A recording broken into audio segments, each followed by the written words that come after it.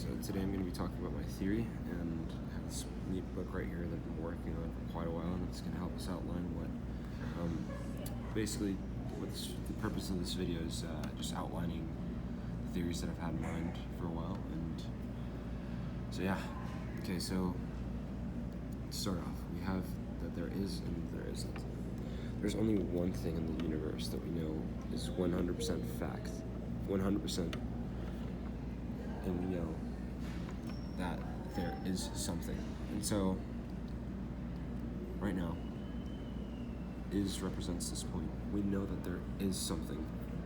That's the only thing we can truly say and truly 100% understand, is that there is something. That's why you're conscious. That's why you're observing things. You might not know exactly what everything is, but at the very, very minimum, we know that there is.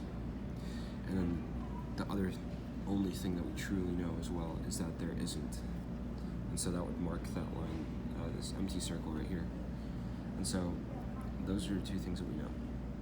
That there is something, and that there isn't. And so there's a line that goes between these. And basically, this line would be potential. So the potential that there might be or that there might not be something. And so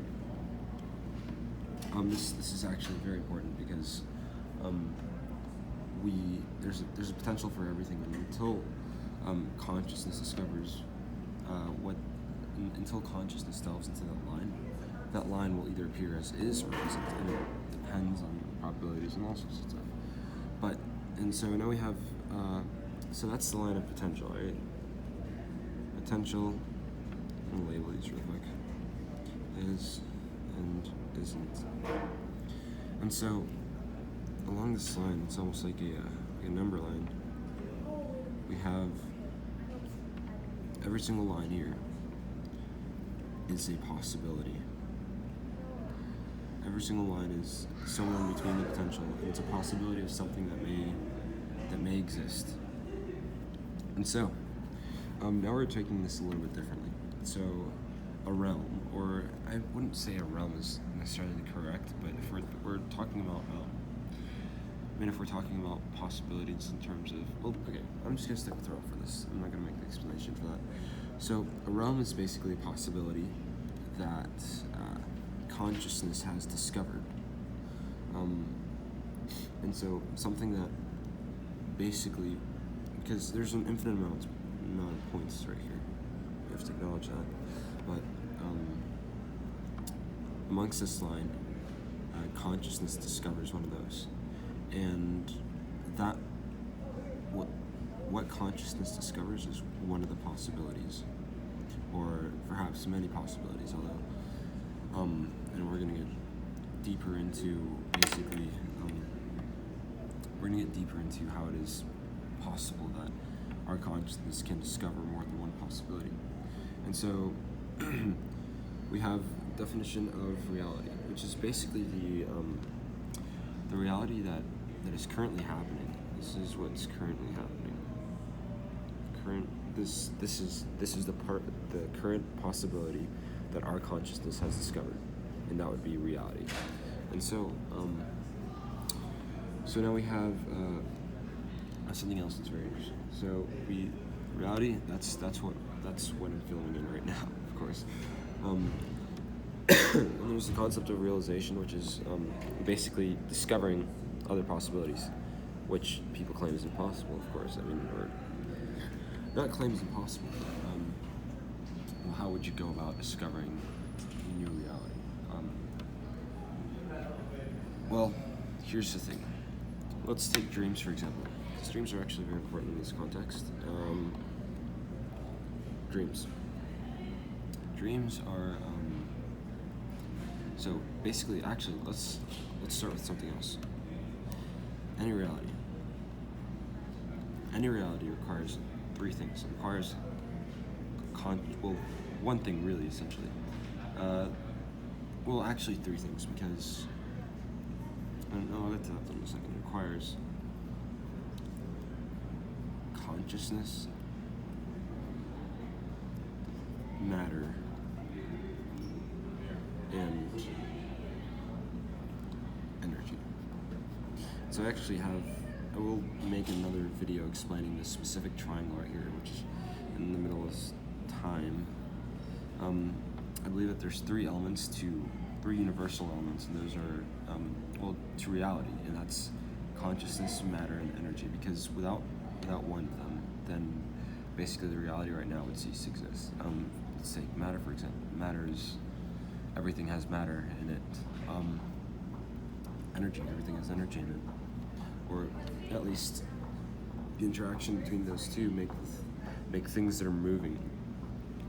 We can see physical things that are moving, and even things we can't see that contain matter or energy. And then there's consciousness, the third one, because everything, and this is a concept that's a little bit mind-boggling, but everything to an extent has consciousness, and not necessarily, or I guess you could say it has consciousness because you are consciously observing it. If you are observing it, then it's a part of your it is a part of your reality. So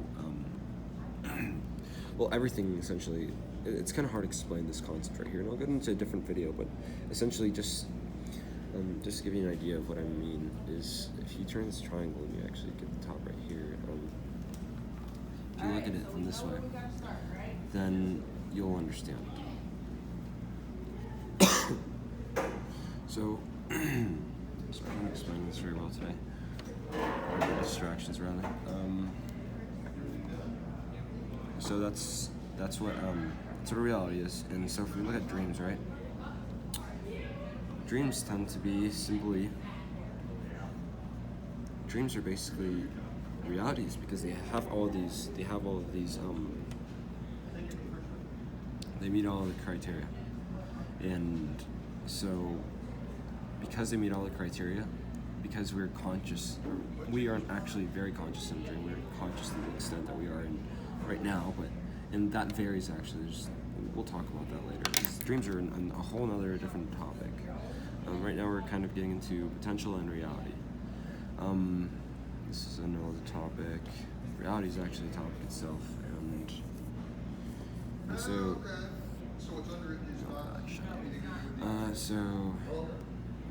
So dreams, they meet all the criteria right here, and so the only thing is that the reason why a dream can be considered reality is because it meets all this criteria, and the reason why it would be debated against why it is not part of reality, or why a dream itself wouldn't be reality, is because it doesn't meet the constraints. And this is actually something different about, because so this right here, every consciousness, let's imagine one scale. Consciousness, matter, and energy, that's just one point. That's the point we know of. And that's, of course, everything has this universal consciousness, matter, and energy. Every single reality. But the interaction between some of them is different. The interactions between these are actually, they're different depending on what possibilities. So in our reality, we have certain constraints, because that's actually one of these interactions form complexities. Basically, these interactions interact, and of course, the main thing that they form is time.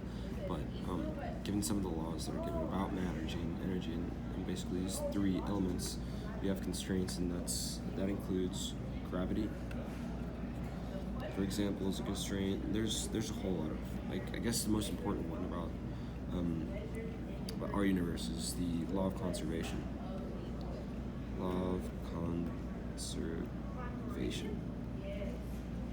And so that's the most important.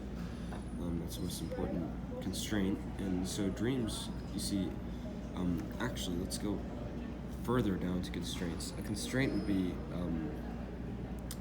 what you physically cannot do, and so there's a lot of things that you can't do physically with your body and with your brain, and so those are constraints. But however, some of the let's say this block right here is bound by reality and the constraints of our reality. So now, if this block can be kind of represented as our brains or our being. And so this is bound. This block right here is bound by reality. It's made out of elements, but if you take some of these elements away, then this block is basically just unknown. It becomes a part of isn't, or potential, essentially. And so what happens with potential now, about dreams, or coming back to here, when you start losing constraints, well, then you go back to potential. And when you go back to potential, many things can happen, but I'm going to talk about essentially what is that constraints, what is that the loss of constraints does is. So let's take, for example, our brain, right? Most of the parts of our brain are active when we're awake.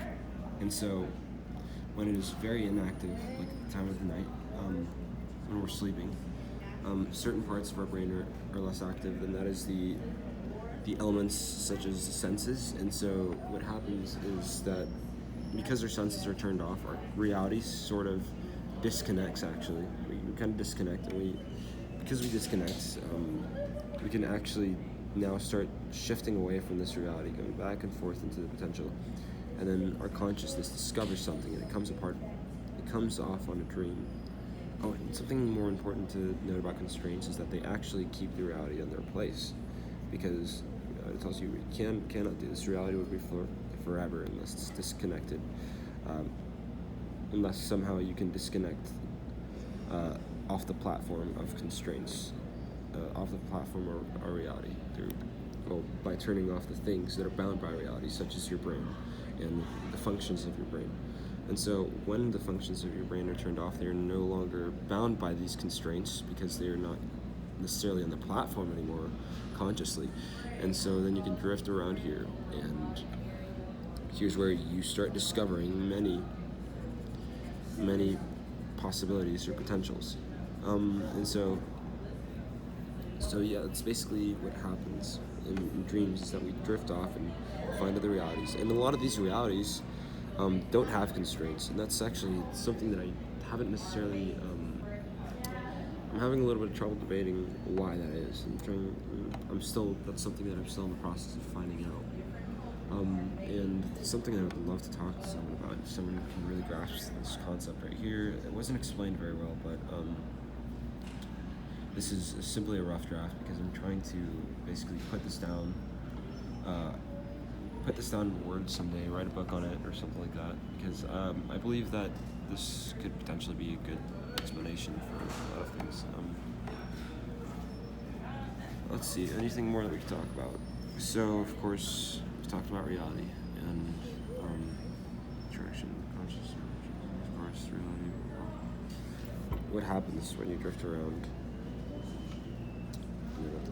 And so, I guess I have more. So I have in each of these topics, for example, I actually have more things that support. Because as of right now, just doing the outline, it seems kind of like it may be bullshit, because there's not much things that I can support with, like saying. Well, there's not much support for these, but I will make videos specifically on dreams, specifically on conscious energy and matter, and I'll explain why I've come to the conclusions that these are basically very important things. And that's it.